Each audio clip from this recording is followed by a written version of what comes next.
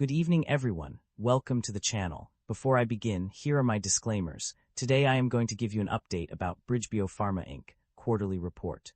Bridgebio Pharma Inc. offers a range of medicines for patients with genetic diseases through its various business lines. The company's pipeline includes treatments for rare genetic disorders such as ATTRCM, molybdenum cofactor deficiency, achondroplasia, and hypochondroplasia. Its portfolio also encompasses products in development for autosomal dominant hypocalcemia type 1, ADHONE, and chronic hypoparathyroidism, CHP, limb-girdle muscular dystrophy type 2I, LGMD2I, and Canavan disease. In addition to its therapeutic focus, Bridgebio Pharma is also involved in the development of gene therapies for various diseases. The company has a strong pipeline of investigational products, including BBP-418 and BBP-812, which are currently in Phase 3 clinical studies. Furthermore, Bridgebio Pharma engages in collaborations with leading pharmaceutical companies such as Bayer Consumer Care AG, Alexion Pharma International Operations Limited Company, Leland Stanford Junior University, and Novartis International Pharmaceutical Limited. The company's business lines can be broadly categorized into three areas: therapeutics, gene therapy, and oncology. Its therapeutic focus includes the development of small molecule treatments for rare genetic disorders, while its gene therapy portfolio encompasses adeno-associated virus (AAV) therapies for various diseases. Overall, Bridgebio Pharma is a leading biopharmaceutical company with a strong pipeline of innovative products in development. Bridgebio Pharma Inc. market capitalization of $13 billion is significantly larger than the average industry peer of roughly $2 billion. This shows that Bridgebio Pharma Inc. holds a significant advantage in their industry. Bridgebio Pharma Inc. trades at a lower price-to-book ratio of -6.16 times relative within the industry. While the stock does not screen as absolutely cheap, mixed valuation, signals relative to industry peers prevent a definitive conclusion. With the broader industry trading at lower valuation levels, this may reflect transitional pricing dynamics rather than clear mispricing, warranting further analysis of earnings quality, growth sustainability, and balance sheet strength. The company exhibits a very high leverage profile, with liabilities accounting for 322% of total assets. This elevated debt level warrants heightened caution, as it may limit the company's financial flexibility and increase risk during economic stress. We have to further examine the industry and the nature of the business to determine if they justify the current valuation. Liabilities have grown faster than assets and equity, which is somewhat concerning. However, asset growth remains positive, suggesting management may be temporarily leveraging liabilities to fund expansion. Shareholder equity has weakened over the past 5 years, accompanied by declining or negative operating income. This suggests the business may be eroding shareholder value and warrants caution. The share count has increased over the past 5 years, while revenue has continued to grow. This suggests the business may rely on shareholder dilution to fund expansion. Investors should closely monitor whether growth can eventually be sustained without dilution. The income statement shows that the company have been growing its revenue annually, but the operating income have not been increasing. This shows that the business is under pressure with rising cost. The primary drivers of revenue growth or decline for companies are multifaceted and interconnected. Regulatory approvals and compliance with government regulations play a crucial role in determining revenue growth. The success or failure of clinical trials for product candidates is also a significant driver, as it can impact the availability of products for sale. Commercialization and sales efforts are critical to generating revenue, while disruptions in manufacturing and supply chain can have a negative impact on revenue growth. Collaborations and partnerships with third-party partners can also influence revenue growth, either positively or negatively. Furthermore, a company's financial performance, including its ability to generate cash flow and manage expenses, is essential for sustaining revenue growth. Market conditions such as economic downturns or global health emergencies can also impact revenue growth. Overall, the success of companies in navigating these complex factors will determine their ability to achieve revenue growth or decline. Net income for the company decreased by $3 million in 2026 compared to 2025, primarily due to unforeseen expenses associated with creating an independent commercialization organization. However, net income had previously increased in 2025 due to a regulatory milestone payment from Alexion. Profit margins also experienced changes, but the information provided is limited, and implies that they remained low or negative in 2026. Several factors contributed to this trend, including ongoing losses, limited ability to utilize net operating loss carryforwards, and uncertainty surrounding insurance coverage and reimbursement status. The company anticipates a decline in profit margins due to potential implementation of cost containment measures, price controls, and rebates under proposed regulations. Additionally, the emergence of biosimilars and increased regulatory costs are expected to further decrease profit margins. The company's financial performance indicates a strong ability to generate operating cash flow.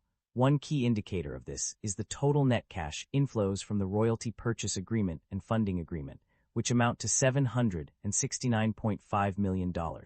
This significant influx of funds demonstrates the company's capacity to attract substantial investments. Furthermore, the net increase in cash and restricted cash for both 2026 and 2025 periods shows a positive trend. In 2026, this increase was $309,878, while in 2025 it was $450,380. This consistent growth in cash reserves suggests that the company is effectively managing its finances and generating sufficient operating cash flow to support its operations. The company's debt level and interest expenses have undergone significant changes in recent years. The total liabilities increased by 20.6% from $3,012,606 to $3,639,856, primarily due to the issuance of new notes.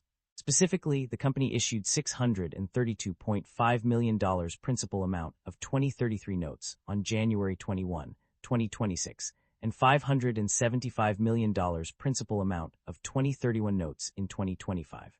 This increase in debt level has led to a significant decrease in interest expenses, from -$18,121,000 in 2025 to -$12,942,000 in 2026.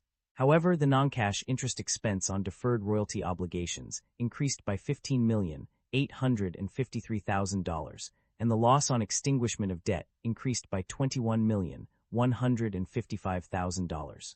Overall, while the company's debt level has increased significantly, its interest expenses have decreased due to the new notes issued.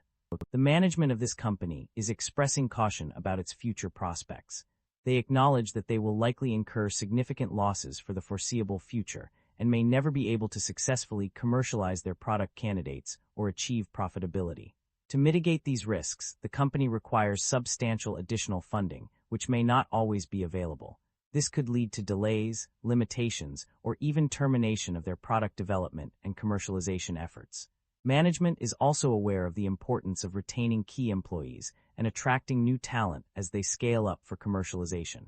The company's strategy appears to focus on managing these risks through careful planning and resource allocation. They are investing in human capital, supply chain management, and regulatory compliance to minimize potential disruptions.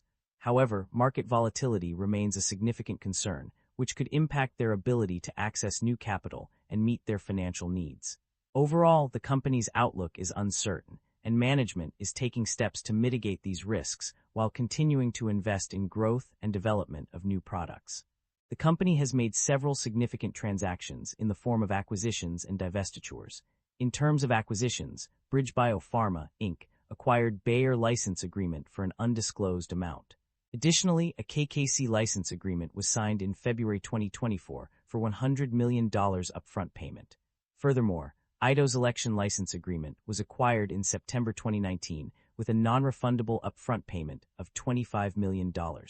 On the other hand, the company has also made divestitures, including a royalty purchase agreement worth an estimated fair value of $343.7 million as of March 31, 2026.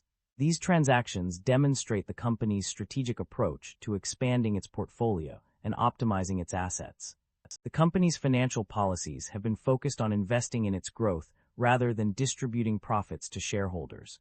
One key aspect of this policy is the decision not to pay dividends, as stated explicitly in the company's documentation.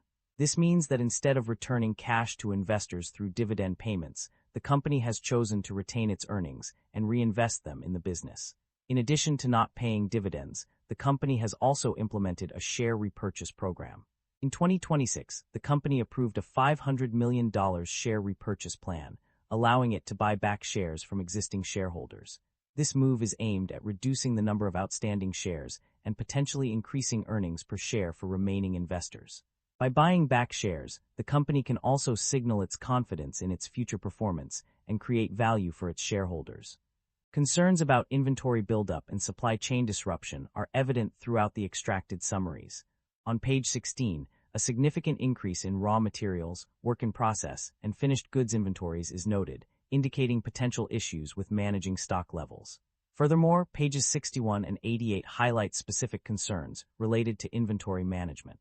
Page 61 mentions an anticipated demand-driven increase in a Trubby inventory, while page 88 warns of potential delays or discontinuity in supply due to the need to replace a third-party manufacturer. Supply chain disruptions are also mentioned as a concern on page 66, which notes that they could impact product sales and revenue generation. Additionally, page 114 highlights potential delays in clinical trials due to challenges with enrollment, regulatory requirements, or supply chain issues. Overall, these concerns suggest that inventory buildup and supply chain disruption pose significant risks to the company's operations and financial performance. That concludes the financial summary for Bridgebio Pharma Inc. Feel free to comment below, and I will be happy to answer them when possible.